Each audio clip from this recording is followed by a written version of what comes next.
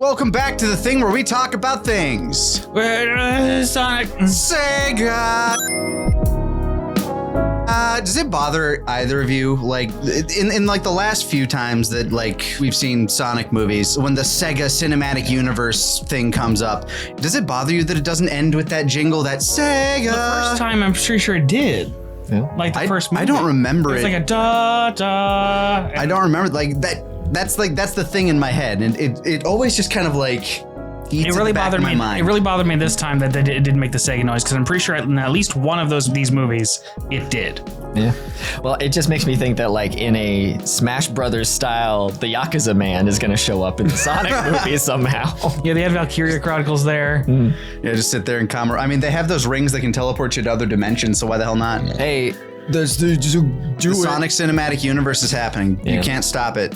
The power is changing, whatever the fucking quote is. Yeah, so we're here to talk about a children's movie today. We are. A movie and this made is directly for children. And this is a children's movie, not a family movie. There's a distinction, and the distinction is if it's clearly only intended to be enjoyed by children. Children. That's not included. to say you can't find stuff to enjoy in this movie. There's stuff I enjoyed. Yeah, I will say I liked this Sonic much more than I liked the other two. Agreed. But I did hate the other two. So we're coming from there. Interestingly, I expected you guys to be more positive than me. I think the other two are fine little kids movies. That they are for children. And as an adult, I don't think they're very good. I think that was my impression coming out of 2, where I was just like, these are clearly made for children. And if I grew up with it, I would love it. Yeah, and Sonic fans, like specifically Sonic fans. Yeah. Now, as a lifelong Sonic fan, they don't do much for me. Fair. I saw each of them once, and that was fine by me. As someone who has only beaten one Sonic game and only enjoyed that one Sonic game, which was Adventure, a lot of it is lost on me. Apparently, some of my first words were literally me going, Sega. Like, that's how lifelong of a Sonic fan I am. I had my Genesis. I enjoyed most other games on it. I did not like the Sonic franchise on there. Did you like Vector Man? Yes, actually. Yeah. It was a fun game. I had Vector Man. Yeah, I was telling y'all in the car that I wanted to rewatch the first Sonic in order to like mentally prepare myself and be like, oh, I kind of don't remember a lot. Do your homework. Yeah. But then I kind of started rewatching the first one, and I was just kind of, it's a little slow. So I kind of gave up. Too much human. Yeah. Well, yeah. It's slow. It starts with Nutlord just like in the car for a bit. But 15 minutes into this movie, kind of had to turn off my brain because I was like, I'm watching this as an adult. I need to stop being so cynical about it. So I was like, I'm able to clear my brain just like 15 minutes into the Robert Pattinson Batman movie, you know.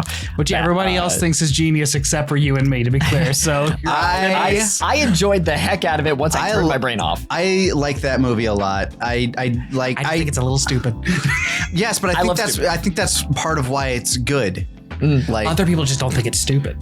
They think it's really smart. That's fair. And I don't understand. I think there are smart things about it, but we're not here to talk about the Batman or even the cool Superman trailer. Yeah, because I turned off my brain for this movie.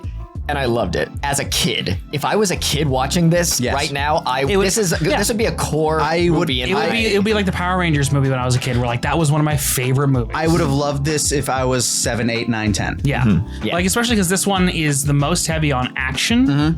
And like just jokes. Yeah. They had that big ass Dragon Ball Z fight between Sonic and Shadow. I'm like, okay, I'm in. Yeah. Do this. And you can do a live action Dragon Ball movie. Kaiser, like currently on this very channel, Kaiser and I are looking, like we went back and we looked at like some of the live action Dragon Ball movies, one from Korea, one from Taiwan, and of course Evolution. And I'm just thinking like, you can clearly do it. I don't think you can make an actually good movie out of Dragon Ball and actually stay true to Dragon Ball. I think you can. But also, I think even if you can, you shouldn't. I could. Well, I could write one anyway. I don't know about make. It still wouldn't be worth existing. We'll see. It's like how you can make a live action Lilo and Stitch. Does it deserve to exist? No. I'll let its merits speak for itself. Disney and live action have not been going well. I think Jungle Book has been the only one I've liked of their live action things. I liked that one. That was that was like the first adaptation and it tried to be a new movie. Yeah. But Sonic. Yes, Sonic. Does it deserve to exist? Yeah. Yeah. Yeah. Yeah, it's fine. I think kids are gonna really like it because, like I said, The kids in the eyes, they're fucking hyped. Yeah. No, I Tails appeared and a child yelled, "Tails!" And I was so stoked for that child. I think that's what snapped me out of it, actually. I was sitting there being like, I don't like the pacing. I'm editing in my head. I'm like, this, and this. You could have changed this line around. Which the edit was bad. Yeah. And then a child yelled Tails and was so excited to see Tails. And I said, you know what? Fuck me, actually. I'm stupid for being as in-depth about this. Let me just turn off my brain and enjoy a fucking kids movie. Time and to I be a did. child. Yes. You know what, kid? Thank you. Fuck me. Never actually. abandon your I'm bad. never abandon your inner child. If you can enjoy something, if you can just like turn off that cynical part of your brain, that is a blessing. Yeah. And I like bless you for having that. Yes. Like if you can do that, amazing. I'm so happy for you. I wish that for me. I was like half in, half out. I was able to appreciate like some things. And again, as a Sonic fan, there are certain things that I can go, ooh. Yeah, Now it makes other people go, ah! But I'm also the person who's like, Sonic Frontiers was a shitty game, and it was just less shitty than other Sonic games. Yes. Yeah, we're about to be cynical about this kids movie, Yes. and just as a disclaimer, don't lose your childhood wonder. If you like the movie, that's great. Yeah, no, keep that. There's parts that I genuinely enjoyed. Yeah. That like, and we actually have disagreements, I think, in terms of that too. A little bit. Yeah, like Jim Carrey. Everybody looks at Jim Carrey, and I love the fact that he's still the same Jim Carrey from when I was a kid. Just fucking crazy. And I think he's constantly throwing the movie off of having anything resembling a consistent tone. And I'm in the middle. I agree with both of you in different ways. I think I do agree that sometimes it can get a little much. His fourth wall breaking, maybe a step too far for me. I didn't like that joke at all. Yeah. It was made There's for a joke somebody. where they literally look at the camera. Yeah, And it's almost as though we're the same actor playing two different characters in a movie. It's Yeah, like, okay, spoilers, by the way. little too on the nose. I didn't like that at first, and then after a few seconds I said, I like it, actually. I went back on my own brain about it. My instinct was like, I shouldn't like this. But then I was like, you know what? I think I like it, and people are gonna not like it. I think that's why I didn't like it at first, because I was like, people are gonna like this, but I had to think about like, oh, what do you actually think about it? Do you like it? I don't like it. That's fair. Because like it's a thing where I like that they're trying to let these characters like, like however childishly it's written, they're trying to let these characters like live in their world and take things seriously, and I appreciate that. I can't appreciate that when they're also breaking their own reality for a stupid joke that's not even that funny. Okay, that's fair. Yeah, that's the thing for me. Like where the joke is just like, you can do a fourth wall break and do it effectively, even in a kids movie. Yeah, but this one was just like movies are great examples of that. This just a little too on the nose, where you look directly at the camera and state we're in a movie. That's a step too far for me. That's fair. And like if I'm thinking like a Sonic fan and just being that kind of dorky man child, I've never liked Jim Carrey for Eggman. I think Eggman is inherently kind of a silly guy, but he takes himself really seriously. The first movie actually kind of did that. The second movie did that less. This movie does it even less, where it's more and more of Jim Carrey doing bits. Yeah. I didn't think I was going to like him playing off of himself, playing another character. But when they went into the stuff of like, before he had even, the reveal had happened, they talk about Shadow and Sonic being like different versions of each other, where one was introduced to love in his life and the other, was pain was given to him. And that made me realize like, oh, okay, they're probably going to do something along the lines of like, obviously it's a nature versus nurture narrative. Yeah. I liked it after that. For kids. Yeah. Oh, and you were also pointing out that like, and I agreed once you pointed it out, it was so seamless that I wasn't even thinking about it. This is probably one of like the best versions of someone playing off themselves. Like it was edited in a way I forgot. The amount of interaction they had with each other, and I wasn't really taken out of it even for a second when they were like touching each other and stuff. Yeah, like Jim Carrey and Jim Carrey like putting their arms on each other's shoulders, giving each other handshakes. And of all like the visual effects stuff that was like kind of not amazing. That stuff was just completely working, and I was very impressed by that. It's like they're able to make up for that by the ridiculous prosthesis that they have them wearing, so that if they do need to have a body double, they're still wearing that ridiculous prosthesis, and they can just like, luckily technology has gotten so good that you can just superimpose his face and it's seamless. And Jim Carrey's a very good visual actor, Yes. so like if he was given choreography, he would probably did it very well. Yeah, my favorite part of that movie was that weird little dance The sequence. dance scene was very impressive. I enjoyed that. I would have enjoyed it less if the dancing weren't as good as it was. Yeah. The fact that it was actually very impressive and fun dancing made the bit work better than it would have otherwise. Yes, and they also like cut it off mid-song, and that's the funniest way to do it. You know, like I didn't want them to like have a big flourish or a big finish or whatever. They do that. They do that a lot, where they'll like cut away from something straight into like the middle of something else. Like, I guess we'll just go into spoiler territory, just like full on spoiler territory here. So, final recommendation. If you're like me, fucking wait. If you're or excited don't for at it, all. if you're excited for it, you'll like it. Yeah. If you have kids or are a kid, go watch it.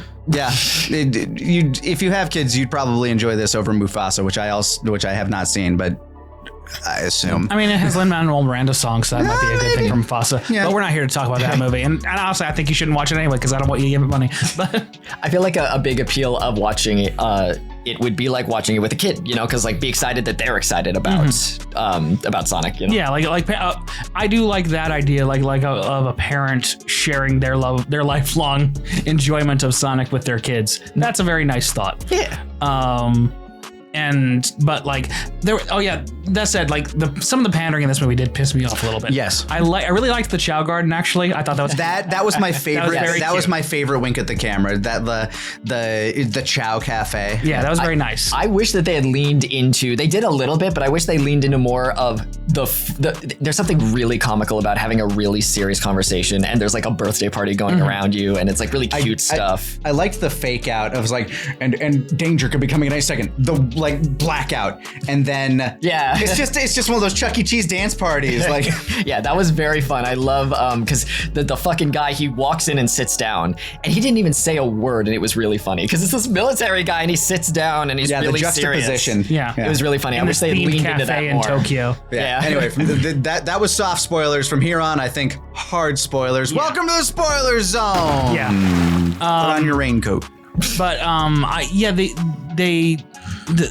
I think my problem with like how jokey the movie is that most of the humor is not very good. It's like it's clearly that case of we were talking about this previously about the fact that there's this mandate out there that Netflix wants you to make things that people can view while they're on their phones. That's what this felt like. I think they respect their audience a little bit more than that. I don't think they do.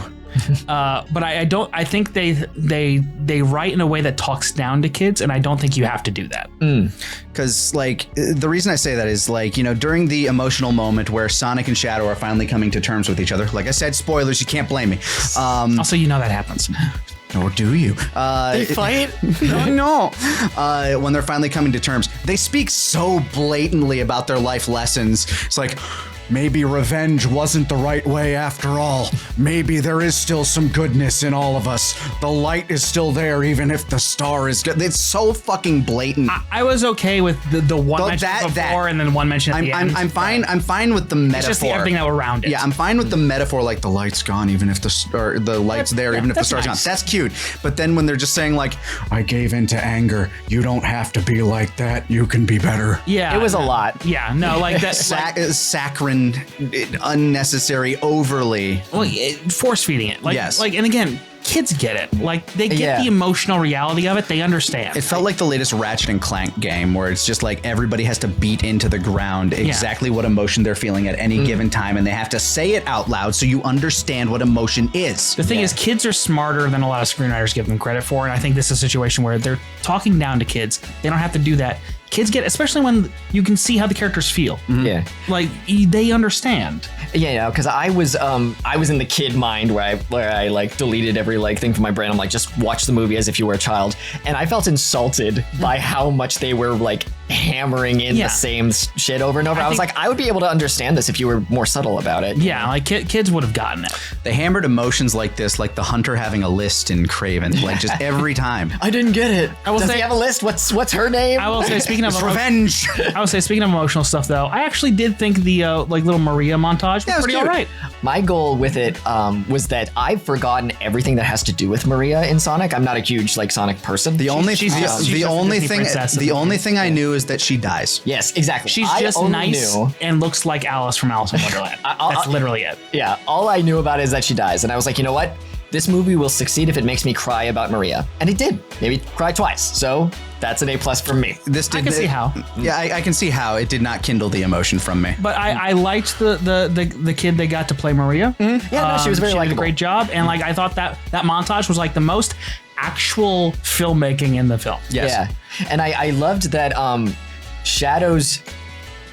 He's a little deadpan, and his emotions, he didn't like smile during the montage. And I thought that was important, you know, that he's kind of just figuring things out. He's like he never fully smiles in the entire film, and I think that's okay for that character. Yeah, it's okay to not smile. Yeah. It would be very pat if he did smile with Maria. I kind of expected that to happen, but he didn't smile even with Maria. He maybe like did a little bit of a smirk. His eyes got softer. Yeah, like he did not scowl around her, and that's maybe the most subtle storytelling they've done in this entire series. Yeah, it's the most subtle thing in this entire series. Yeah, I really liked it because it's also, you know, we're talking about the Sonic and him comparison of where there's like a lot of pain in his life, and so it makes sense that he's just been not smiling the whole time, and then she dies, and then he's angry, so he gets even his face changes in a the other way, you know, rather than like I'm smiling when I'm with Maria and now I'm angry, you know, like it means more, I guess, and for that part of his story, at least. One of my big quibbles is that I think voice acting is an underappreciated art in Hollywood. I don't think Keanu or Idris Elba are bad actors in any way, shape, or form. I don't even necessarily think they're bad voice actors because I've heard them voice act in things that have been great. They need better direction. They absolutely do. Idris Elba, like whenever he's just playing like the comedic side of Knuckles, fine, perfect. Yeah. Whenever he has to bring out like a scream, he's holding something back. He's holding a lot back because his screams are Rah! Yeah, like the fakest scream you can imagine. I don't know if that's because he thinks that's what the tone is supposed to be, but it's, or if they don't want to pay for another hour of Idris Elba, or if they just can't pay him enough to do the actual scream, which is a possibility. Screaming is a thing if you're doing all those takes, but Keanu couldn't do it either. When Maria died, he's just like Maria. And you know what? I will give him this. It's not far off from the performance from Sonic Adventure 2. You know, that's fair. Maybe he was, because he does do reference material. Yeah, no, maybe he just like played the game and was like, I know exactly what he needs to do. I want him to play Dante in The Devil May Cry. I was supposed to be the one to fill your dark soul with light. So you compare yourself to me? Ha! You're not even good enough to be my fake. Yeah, maybe he saw all that and was like, got it. Let me read those words. But Tails, look out! Ah! Yeah, I totally agree with you. But for the characters that they are in this, I didn't mind it. I thought Keanu did fine. Yeah, but I understand. But you're right. I think I'm wrong. But I thought Tails and Sonic were great. Like that's because Colleen and Ben Schwartz are voice actors. They voice acted a lot. Yeah, they did great throughout. No issue there. And they're the least paid people in the cast. Shockingly so. Oh my god, in they the are. Voice cast. No, you're right. I didn't even think about that until just now. I can't confirm that, but I'll take your word on it, and I believe it. Yeah. No, it's got to be because the other ones are like. It's Keanu and Idris Elba. Actors, yeah. They were both in Cyberpunk 2077, where they were fantastic actors. Oh my god. Yeah. Well, and Ben Schwartz is here because, you know, he legitimately loves this shit. He's psyched to be here. Same with Jim Carrey. He loves this.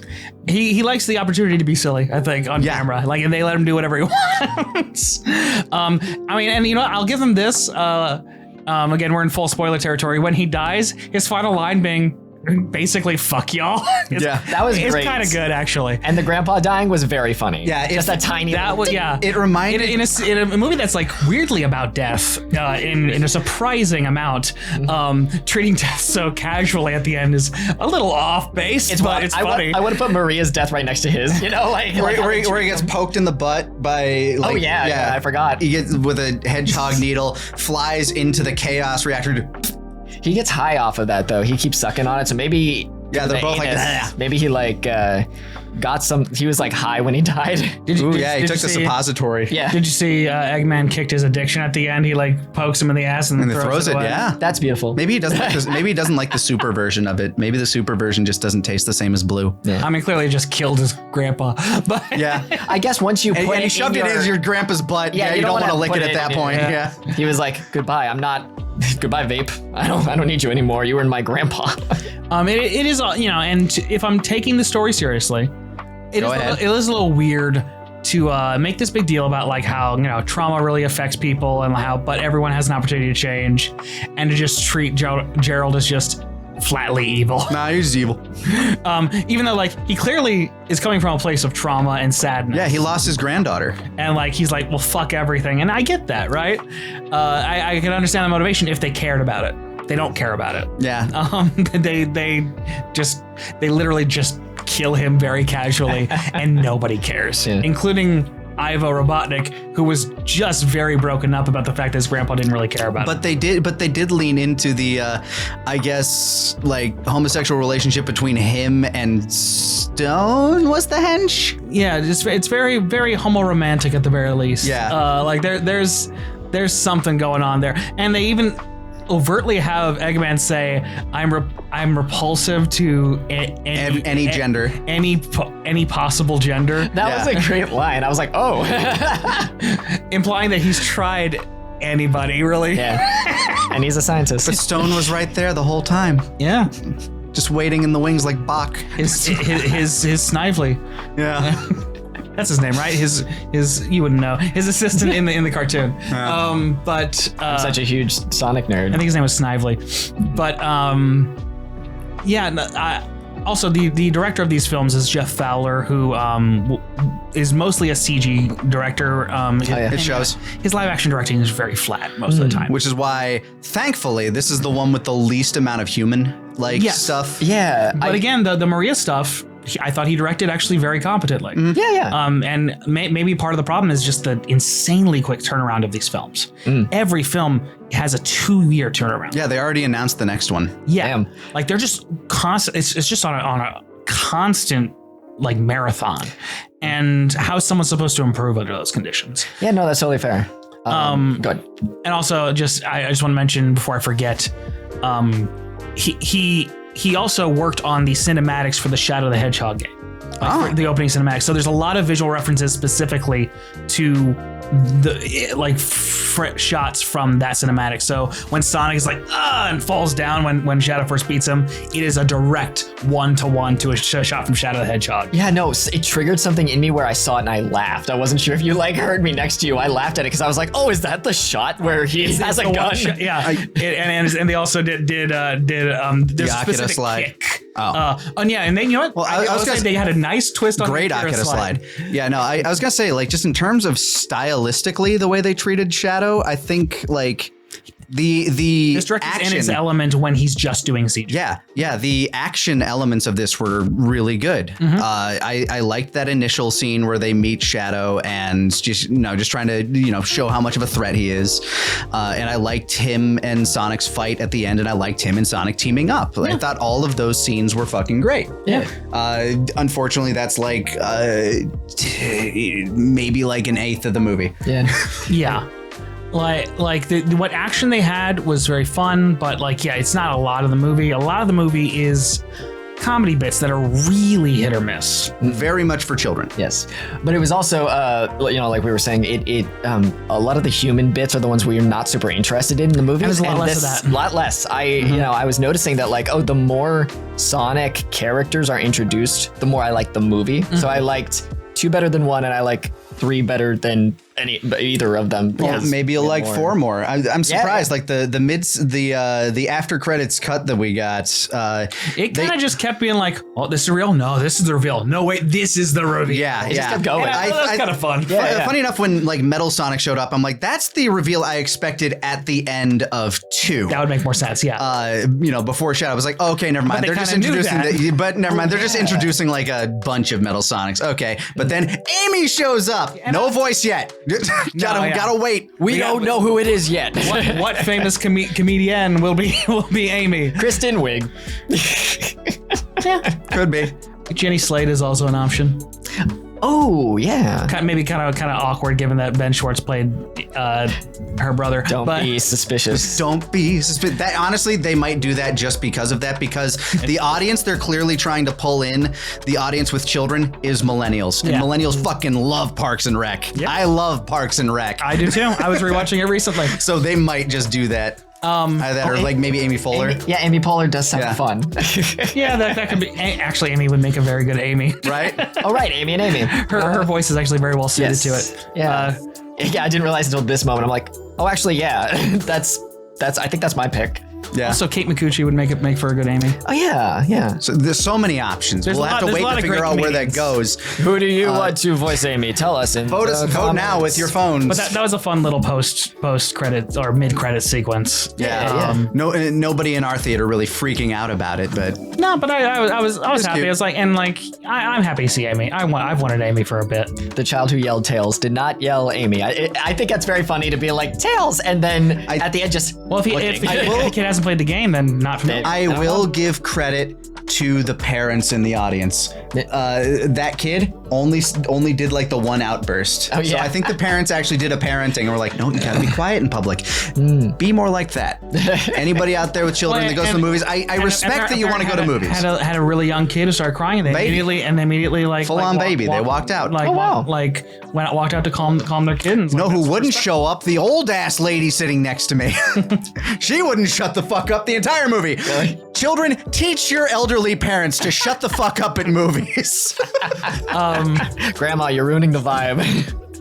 Also, there was a bit that really didn't work. I think we all would agree, the puppet bit. But I'm okay with this inclusion because I read something in the credits. Yeah. Which is that the puppet was also made by the people who made the puppets for the reference models on set. Huh. So I think that was just a way to get some of their work on camera, like in the movie. That's great. And So those are the type of puppets that they're acting against? No, the puppets are really, really different. But like they have like scale models and stuff for like people to act against and whatnot, interact with. Okay. So I think they were just trying to get some of their work actually on screen. And you know what? That's appreciable. I will accept it. Yeah, that's a fun little the joke Easter. Is still bad. It was an Easter egg then. Yeah, that might have been when I got up to get a refill because I'll be honest. You got up when they were trying to sneak into a military base and it was just. I missed nothing. You actually did miss nothing. You were gone for like a minute and a half. I sat down because they come up with this plan to steal a thingy. Yeah. And typical espionage. Yeah. Sneak into a building. And it's like, okay, the two human characters are going to sneak in using disguises and stuff. I'm like, okay, refill time. Yeah. I walked back in. They're finishing up the bit. I'm like, okay, good. I will say, I think Blur, the 3D studio, is starting to feel the crunch on these films and the tight turnaround with how many CG characters and how many scenes there are now. Now that they're adding even more of them. The acting animation during most of these scenes was really off for me. I feel like the eyes are still very expressive. The eyes are usually great. It's the mouths usually. Like the mouths and like some of the body language was kind of. Do you think that might be a case of, oh shit, this doesn't really work. We had to go in and do some rewrites and re-record. Now you have to reanimate this. It's just the amount of work they have to do now. Because there's more scenes with the characters we like, which we like, but that just means a lot more work for the 3D artists who don't have more time. They have the exact same amount of time they had for the first two films. Plus the Knuckles show that they had to do in the interim. Right. Yeah, I don't know if they did that. But, I wonder if that was a different team. They referenced the show. I think a little bit, yeah. Yeah, just with where the Chaos Emerald ended up, because I know that was the dude. Emerald. Sorry, I know that's the dude that teamed up with Knuckles for the show. Yeah, I don't fucking know. He was playing hockey with it. Cute, haha, funny. Yeah, I know. I don't like that character. No hating. I think it's very clear with how we talk about these things. No hating on the actors, the production crew, or usually not the actors. I won't promise never. It's just like, you know, the movie is the movie, but like, you know, it's a tone that didn't work for me. So yeah, and while I'm critiquing the animation, it's with the understanding that like they had to do a lot more work this time in the exact same amount of time. I think they put the effort in where it needed to be. The action scenes and all the the high stakes scenes. The action, I didn't really notice too many issues. It was also moving very quickly, so it'd be harder to. But like, I think they did a lot of good work with the action, and that showed.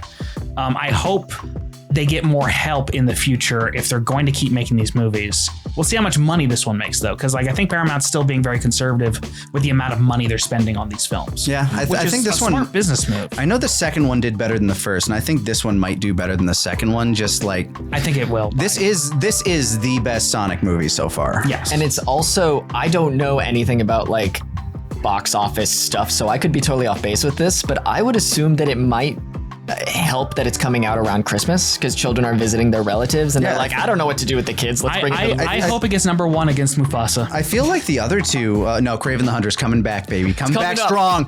We're going to go see it 400 more times. 400 million times. It's going to be us who fund it. We're fully like... Why nobody seen Kraven? I really love this job. I would quit. Nah, Stephan, we gotta do it. We buy your tickets and then just have to beg friends to come with us to fill the seat. Give them to the homeless so that they have a place to be for a second. That's a great idea. We should go. Just donate homeless. Go to a shelter. Give why would we punish them with tickets to Kraven? But just feed people. We're generous. We're so generous. What the fuck was I talking about? It came out around Christmas. Yeah, I think the other two came out like in the spring summer season, right? I think those were also around winter. Were they? Huh. I think so. I could be 100% wrong. I feel like 2 was a summer movie, but I could be wrong. It could have been. I could just be wrong. Yeah. Someone's Googling it right now and being like, you're all really and you know who isn't Googling it? Us. Us. We have no idea. We put our phones down when we talk about movies. Live in ignorance, like the childhood smooth part of your brain that just wants to watch a Sonic movie. Live in ignorance. It's better. Dancing through life. But I didn't see either of the first two in theaters, so like that would, you know, color my perception of when it came out. So I could easily be wrong. Did we not see? I've never seen them in theaters. Oh. You might have come with us, like we did like group viewings of those. So. And you said pass. Probably, yeah. Yeah.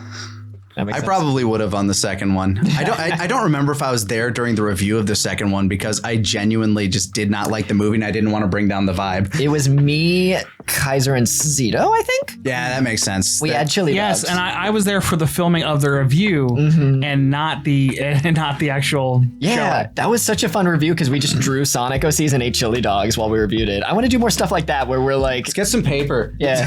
We bought a hedgehog and put it in the center of and it's just sitting there for the whole review. Yeah, the Christmas hat here because it's underneath it actually. The hedgehog is underneath the hat. He's just sleeping. He's hanging out. I had another thought. What was it? Shit. Was it Sonic related? Yes, it was related to these movies. Was it OC related? Oh, it was music. Yeah. I liked the music better this time. I've had a complaint with the music in all of these films so far. This one had the fewest licensed track needle drops. It still had a lot. It did have a lot of them, but the first two, holy shit. Yes, and I, and one was Firestarter, which I did not. Which is a kind of a deep cut, and I actually respect that one being included. What was the one when they were racing? Because it felt really out of place to me, like in the very beginning. Oh yeah, it was like. It was just like a really bizarre choice. It was a song I knew for sure. Yeah. It was very popular, but I don't remember what it was. I can't remember why it like stuck out to me. It was like, why are they playing this song here? It has nothing like, did they just accidentally get the rights to it and, well, we got nothing else to do with it. But yeah, they included some like a weird punk song called Firestar was just a guy going, "I'm the fire starter," Oh yeah, that one. which is just an insane song, insane music video, and including that is a very odd choice, but I appreciate that specific choice. The other ones were noise to me. Yeah, but they actually used some Sonic tracks. And Live they and like Learn, work, yeah, Live and that was Learn was awesome. there. Live and Learn is the main one where they actually seed it from the very beginning. They actually work it into the score. It was kind of funny to me to hear it in acoustic guitar, implying that Maria would play it for Shadow. Oh my god, I didn't get that. That's so funny. I kind of wanted to see the scene of her like, yes, feels down your spine. And then when Sonic and Shadow team up, it's like the and you're like, yeah, like that part. I felt like, okay, That was sick. I love that. I loved when Sonic said, "Gotta go fast." and then they immediately cut away from that scene to Jim Carrey spanking himself. Yeah, well, that's the thing. Oh, yeah. I would have kept the music going even when Jim when Carrey's he's being spanking Everybody's silly. spanking him. Yeah, even when Jim Carrey's being silly, just keep the music going because it's Because they have to cut back into it when they go back to the action. and like why Yeah. why ruin your momentum? You can still be funny It and did- play the song. It cut the momentum so Like, sharply short. and that's like a just genuinely, I think, just an awful editing choice. As an editor, I would have had it so it's cool, like Live and Learn while they're doing towards it, and then when it's spanking him, it's muted, like it's playing Exactly. outside. in the background, window. you see them breaking up robots and stuff. And then you break the window, and then the music's full blasting. Live and learn! Yeah, like Like it's coming from them. Yes, yeah, that would have been crazy. Like a diegetic sound. Yeah. but you keep the momentum. Yeah. Yeah, Like, because I'm very opinionated on music in anything really, but like, you know, using music for just big hype moments, like I love it. It's one of my favorite things in a movie. Yeah. In any media. Like I try to do it in like just our stuff like Tales Unwritten. I try to make music important. And Live and Learn is important to people. Like it brings out a strong emotion in them. So kind of fucking that up in your third act when you're doing really well, actually. Yeah. Is just The a weird unforced error. The strongest part of the movie then gets like ground to a halt by Jim Carrey spanking himself. And that's where my point is most made of just like he's kind of fucking with the movie when you do that. There is a much better movie in the edit somewhere. There is A significantly better one movie. that doesn't focus so much on Jim Carrey being silly. And maybe honestly, if they were more willing to say, all right, Jim, like let's take this moment seriously. Let's let these characters take this part seriously. I feel like he saved that until the very, very end. But even then, he's being a goofball. Yeah, I don't think you can take that out of him though. You can. I've seen him do it. Well, yes, I've seen him do it, but I don't know that you can take it out of this particular character with this particular vibe. I think back to a legitimately enjoyable Sonic show, Sonic Boom. I think that show is written pretty damn well. Very good performed. Yeah, very good. And I look at this and I'm like, God, this is just like, it feels hollow and saccharine in comparison, where like the humor is very reference bait or very toilet humor, where it's like, I don't know if Sonic Boom was just made for like people aged 10 to 13 or Sonic Boomers. yeah, Sonic Boomers. Yeah. And the writing team just wanted to generally be funny. the movies were written for kids that are around like 5 to 8. I don't know. It does seem like they're starting to slowly age it up because there's a lot of death in this movie, like a lot of it. Like they even open with like Tails being like, Robotnik, I thought he was dead. Yeah, I forgot that line. I went, oh. They show Sonic die twice. Oh yeah, get vaporized with the lasers. That was crazy. Well, they show his shoes, his They cindered imply shoes a rolling. really yeah. violent death twice. Yeah, they imply his death. They show They death show of a child. It's you know necessary. they imply necessarily, the death but- of it. They imply the death of the child and show the corpse of the child. Yes. They just like they imply the death of the. Wait, no, they show the death of the general dude. Yeah, to show the death of the general dude, he just sort of dies. Tom almost dies. Tom There's a dies lot. impersonating that guy, pretending he's still alive. So the general dies twice. And then you know Robotnik dies. Gerald dies in a very just goofy Callet like way where they just don't give a fuck about him. We're just like. And you know, again, it was actually funny. Yeah. It just also kind of undercuts the entire point of the movie. And is that all the death?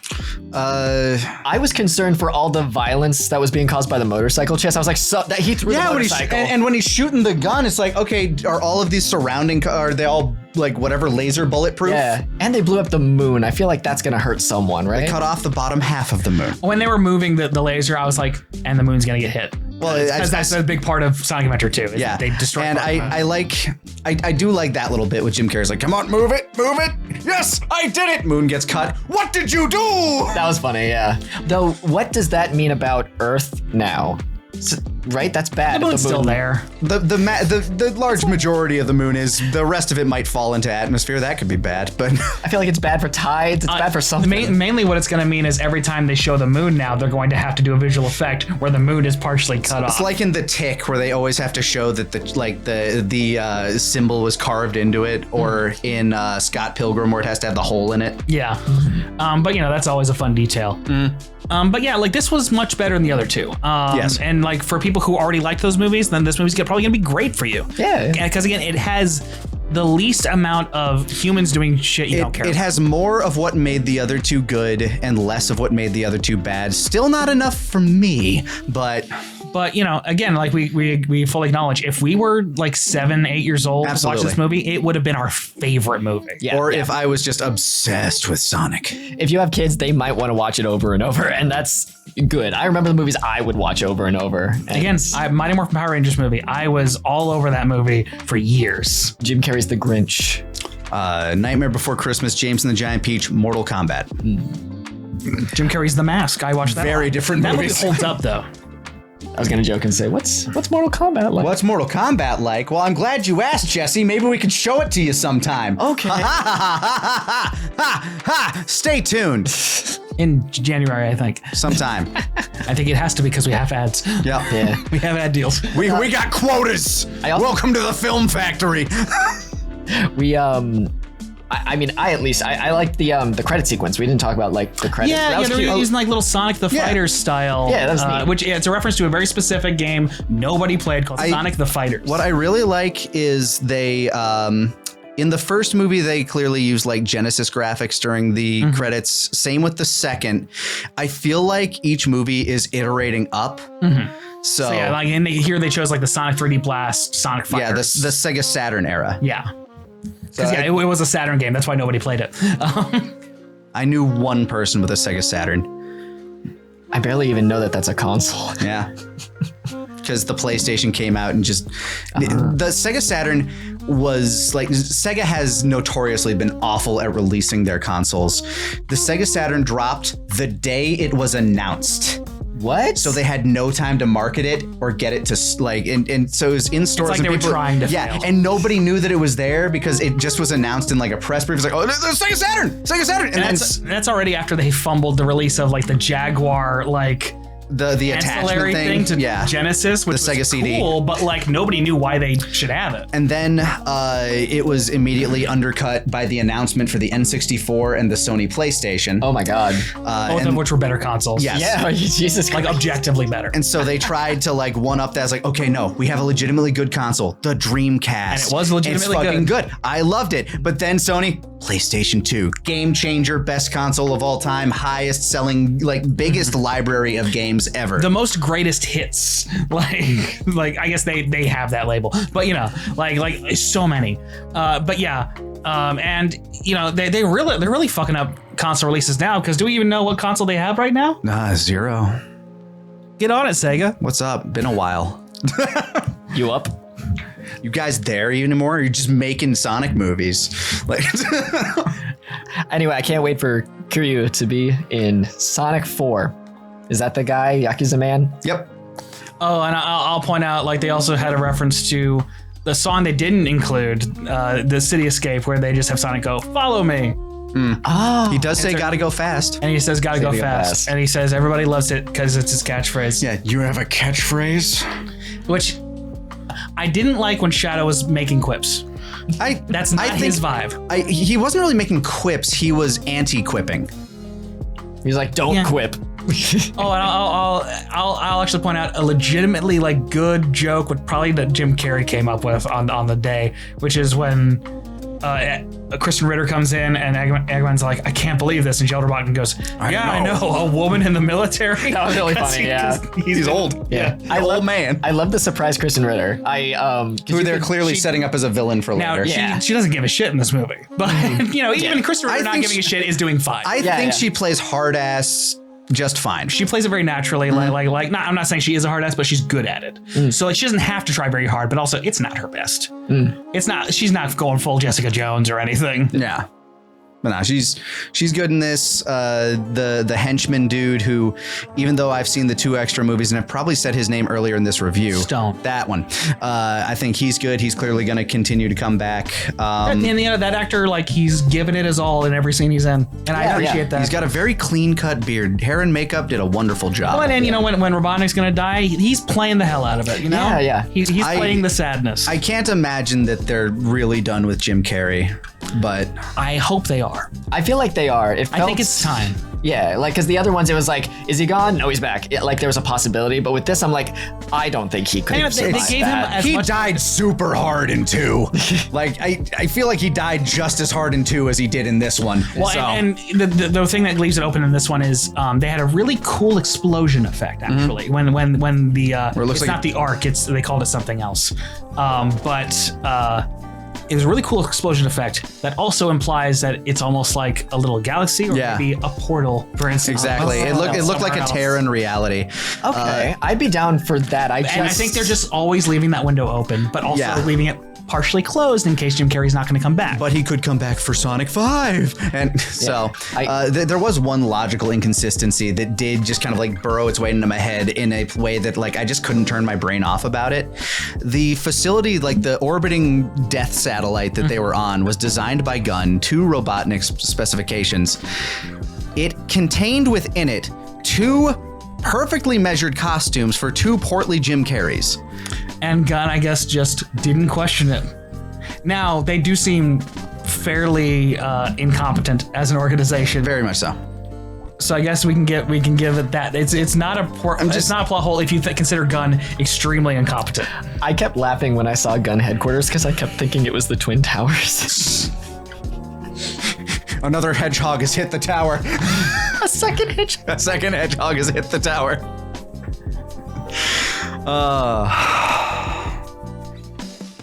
Anyway, I hope we didn't upset people too much. I don't care. I don't give a shit. If you're upset, grow up. If you like the movie, you should like the movie. And what we say actually have no bearing on that.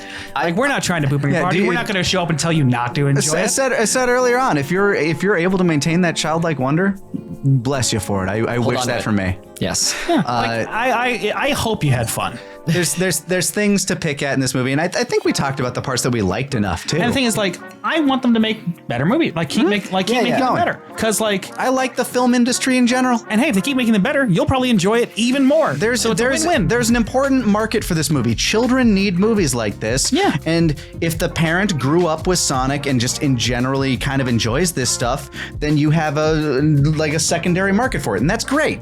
And if Mufasa has competition in the box office, maybe it won't make enough money for them to keep doing this shit. We can make a time travel movie where we go to Mufasa and say, don't do this on this day, and then Mufasa lives, and then the timeline changes. Yeah, and I don't even want Mufasa necessarily to fail. I just need, I don't want, correction. I kind of want Mufasa to fail because I need Disney to start making good movies again. They need to make animation, like not animation that they pretend is live action, and like they stop remaking shit.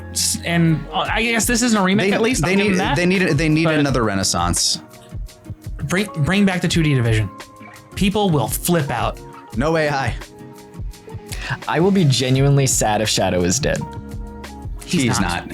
No way. Oh, good. Okay. He never is. Impossible. I think we need to give him a gun for longer. He was Super Shadow when it exploded. When you're in that mode, you're invincible. So it's like, whatever. But yes. You know what? I noticed. Oh, wait, no. Shadow's not invincible when he does that. Sonic is. Yeah. Well, I noticed something which is like, it's whatever, dead, whatever. But you know that there's like in the spaceship, they made a hole so that Jim Carrey would fall down it. And then he came back up. And I'm like, there's a hole. There's no air in space, right? Yeah, they ignore that a lot.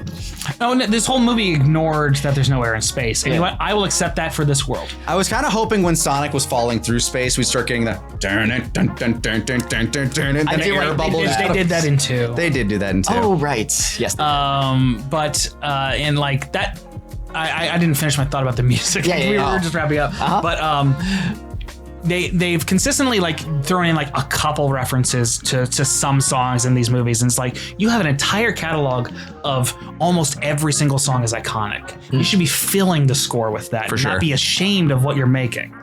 And it's a huge problem I have with so many movies based on properties.